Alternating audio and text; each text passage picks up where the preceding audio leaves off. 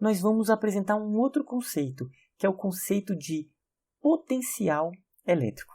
Então, vamos agora nos concentrarmos nesse exemplo aqui ainda da energia potencial gravitacional. Temos aqui um corpo que está suspenso no campo gravitacional da Terra. Está associado aqui uma energia potencial gravitacional, simplesmente pela localização dele no ponto do campo gravitacional. Cada partícula de massa tem ali uma energia potencial. Então, a somatória de todas essas, temos a energia potencial total. Então, energia potencial gravitacional está relacionado à massa.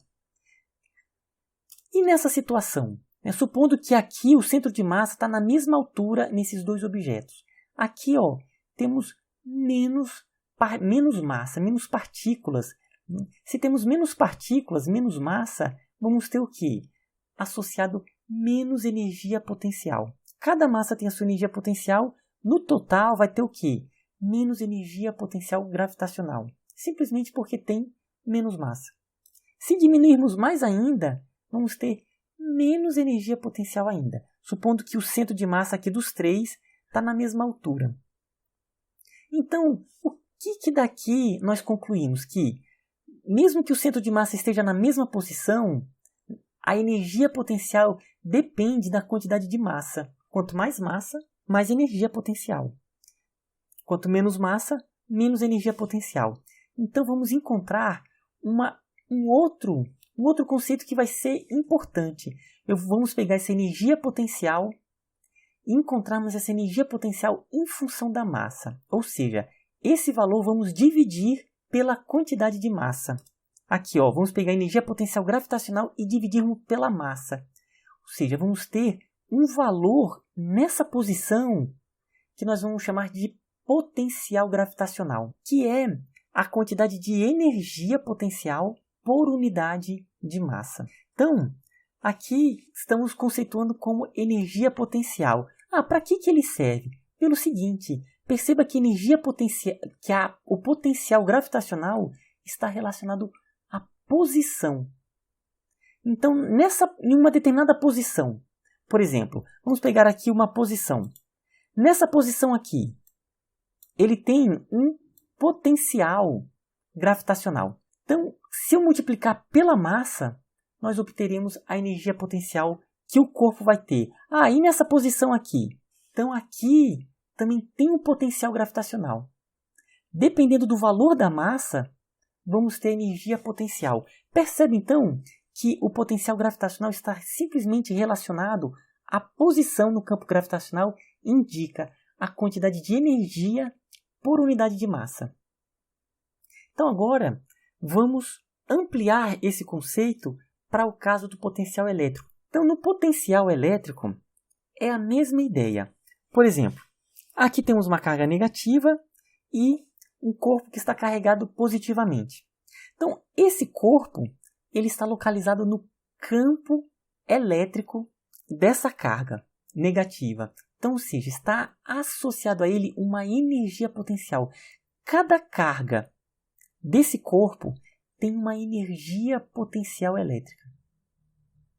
Então, se tiver menos cargas elétricas, ou seja, se aqui tiver menos carregado, então, ou seja, vai ter menos energia potencial. Se for menor ainda, supondo que os centros dessas esferas estão na mesma posição.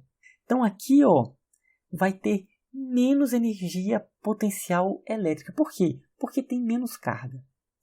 Tudo bem? Então, vamos apresentar o mesmo conceito, que é, em cada um desses casos, vamos pegar a energia potencial elétrica e dividir pela carga do corpo. Então, nós vamos ter o potencial elétrico. Ou seja, o potencial elétrico está associado à posição no campo elétrico. Se nós pegarmos esse potencial elétrico e multiplicarmos pela carga, vamos ter a energia associada. Então, se eu pegar a energia potencial e dividir pela carga, vamos obter o potencial elétrico. Potencial elétrico, nós vamos chamá-lo pela letra V. Energia potencial, estou chamando aqui de energia potencial elétrica. E a carga eu estou chamando aqui pela letra Q. Então, cada ponto, vamos pegar aqui a energia potencial de um corpo, dividir pela carga, nós vamos saber o potencial elétrico. Então, olha só, eu vou isolar a energia potencial, nós temos essa relação também, que em cada ponto no campo elétrico tem um potencial elétrico. Se eu multiplicar pela carga, eu vou ter a energia que ele tem. Então, aqui, nessa posição, ele tem um potencial elétrico. Se eu multiplicar pela carga, eu vou ter a energia potencial. E aqui, o mesmo potencial elétrico. Se eu multiplicar pela carga dele, vou ter energia potencial, que é menor. Mesma coisa aqui, potencial elétrico é o mesmo, mas a quantidade de carga é diferente, então a energia associada é menor. Tudo bem? Vamos falar mais um pouco sobre a ideia de potencial elétrico para não ficar tão abstrato. Vamos falar então um pouquinho mais de potencial elétrico. Potencial elétrico também é chamado de voltagem. Então esse termo é muito mais comum e provavelmente vocês já devem ter escutado. Qual é a voltagem da tomada? É 220 volts, é 110 volts. Ainda vamos falar sobre isso. Qual é a voltagem da bateria do carro? São 12 volts. Então, voltagem é sinônimo de potencial elétrico. Agora vem a questão. Qual é a unidade do potencial elétrico? O que vocês acham? Nós já falamos sobre isso, né? É a quantidade de energia por unidade de carga. Como assim? Olha só, isso aqui não é a relação do potencial elétrico. O potencial elétrico é, em um determinado ponto, nós vamos pegar a energia potencial de um corpo e dividir pela carga dele, nós temos o potencial. Então, qual vai ser a unidade?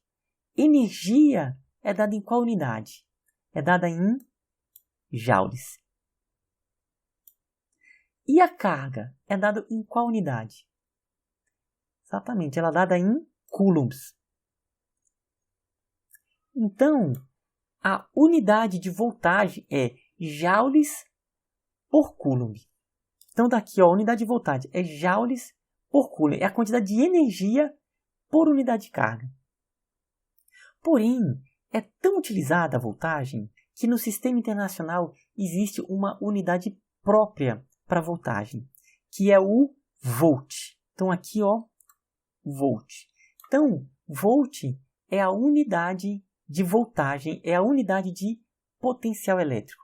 E ele é joules por coulomb. Então, esse nome volt é em homenagem ao físico italiano Alessandro Volta. Então, é um físico que realizou várias pesquisas relacionadas à eletricidade no final do século XVIII e começo do século XIX. Então, entre 1700 e 1800, ele realizou várias pesquisas sobre a eletricidade. E o trabalho mais conhecido dele foi o desenvolvimento da pilha elétrica. Então, que é uma fonte de corrente contínua, que nós ainda falaremos sobre isso. Então, em homenagem ao Alessandro Volta, o nome da unidade foi chamada de volt. Então, 110 volts. Estamos falando o quê? 110 joules por coulomb. Vamos apresentar então esse outro exemplo aqui, numa pilha. Então, uma pilha, qual é a voltagem de uma pilha? 1,5 volts entre esses dois polos. A voltagem ela vai ser sempre entre dois pontos. Então, se ligarmos um fio nos polos de uma pilha, então coloquei aqui um fio, um condutor entre esses polos, quanto de energia será fornecido a 1 coulomb de carga? Então, quanto de energia 1 coulomb de carga, se ele se deslocar daqui até aqui, quanto de energia será fornecido? Como assim? Então vamos pegar aqui um exemplo, que é um exemplo mecânico, que não é o que acontece na eletricidade, é só para facilitar a explicação. É como se aqui fosse 1 coulomb de carga. Então ele se deslocasse desse ponto até esse ponto de potencial mais baixo. Então aqui, ele vai ter uma energia potencial associada.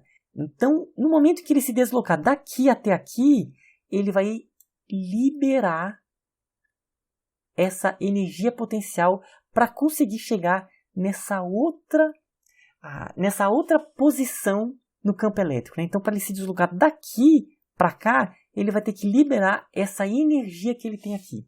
Então, vamos primeiro obter quanto de energia que ele tem aqui, ó, com essa voltagem. Nós sabemos que voltagem é a energia potencial dividido pela carga. Quanto que é a voltagem que ele está aqui? 1,5 volts. E quanto que é a carga? 1 coulomb. Quanto de energia que essa carga vai ter aqui? Então, ó, se isolar a energia potencial, vai ser carga vezes voltagem é energia potencial. Quanto de carga? 1 coulomb. Quanto de voltagem? 1,5 volts. Então, 1 coulomb, 1,5 volts. A energia potencial é 1,5 joules. Então, aqui, nessa posição, nesse ponto, nesse polo, a carga tem 1,5 joules em relação a esse ponto, a esse referencial. Então, se ele se deslocar daqui até essa posição, ou seja, se ele se deslocar no fio daqui até aqui, ele vai liberar esse 1,5 joules. Ou seja, para onde que ele vai liberar? Para o sistema. Se essa pilha estiver conectada com um relógio, vai liberar 1,5 joules. Se ele estiver conectado com uma lanterna, esse 1 coulomb de carga, ao se deslocar até esse ponto, vai liberar 1,5 joules para acender a luz, manter a luz acesa da lanterna.